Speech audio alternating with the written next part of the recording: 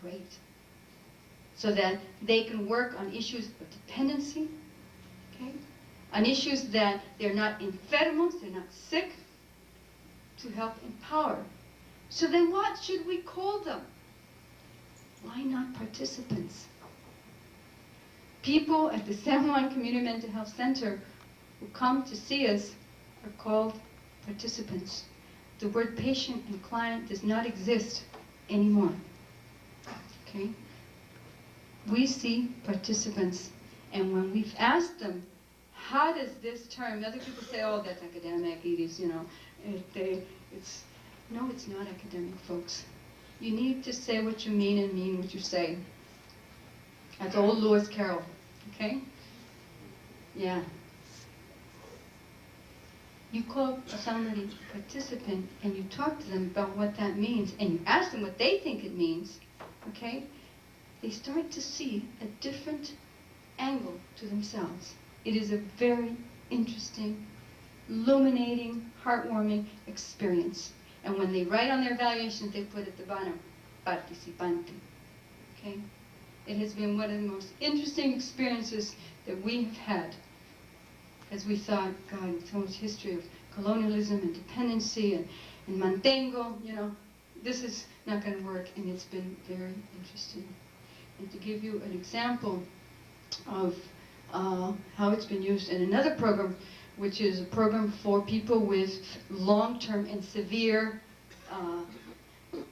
psychosocial conditions, which is, what that means is they have diagnosis of bipolar and schizophrenia, okay? That now we use the term long-term and severe psychosocial conditions. The participants in that program, in a very structured, very creative program that we've developed over the past couple of years, have a council. They have the participants' council.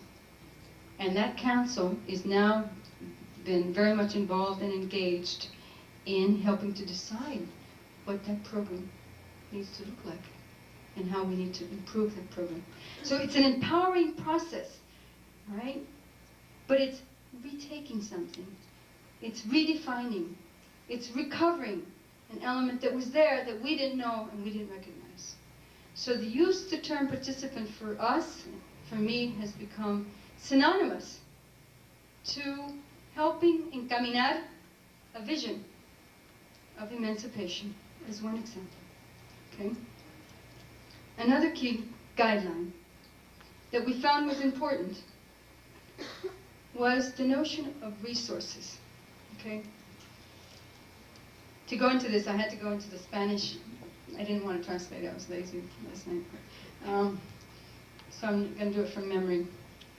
But you know what's happened with most of third world peoples in this country, in other words? Their resources have been plundered, right? Their resources have been taken away from them. They have been left without resources.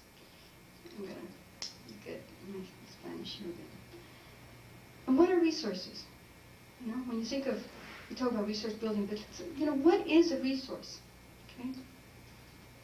A resource is anything, a means, an auxiliary element that constitutes the richness or that potentializes something in someone, okay? Now, most of our people have very limited resources, and we think of resources, economic resources. Of course they have limited resources, economic resources. But they also have limited educational resources. They also have limited emotional resources. They also have limited social resources. They have lots of limited resources. They do not have auxiliary help so that they can carry on their lives. Not only do they have limited those resources, but you know what the resources that you don't have? Resources, psychological resources, like dreams and fantasies and wants. Even those resources are limited. So when you realize that, well, wait a minute, what do we need to do here? We need to help people develop resources. Now you can say, oh, Edie, please, come on, you know. Sure, that's what therapists do. We help people develop their resources. What I'm saying is we need to consciously know that we have to help people develop resources and know why. And what resources? It's not a giving process. It's not giving something like welfare would give you something, you know, and there you have money to live, that's your resource. No, it's developing from within the strength. That is a resource. When you have a resource, think of natural resources in a country. Why is a country rich? Because it has lots of natural resources. We need to help people develop their natural resources if we're going to help our people move away beyond, out of historical bonds, and really become freer people, useful people, productive people. Okay? Those are two examples. Resource issue, the participant issue, which I have found to be useful, doable, exciting, that need to occur to change the discourse that currently is going on. And another key issue for us is that we found that the space where this occurs needs to be participatory. It is not a neutral space. Sorry, folks, everybody who said therapists had to be neutral, we do not believe that. We believe that we need to share the power in the therapeutic space, and we need to debunk that which sustains ideological neutrality. That neutrality is not neutral. It is ideologically embedded. Our space is not neutral. It is empathically connected by el vínculo comprometido, to use term of a wonderful Chilean group, ILAS, a committed, I guess I would say committed bond, vínculo comprometido.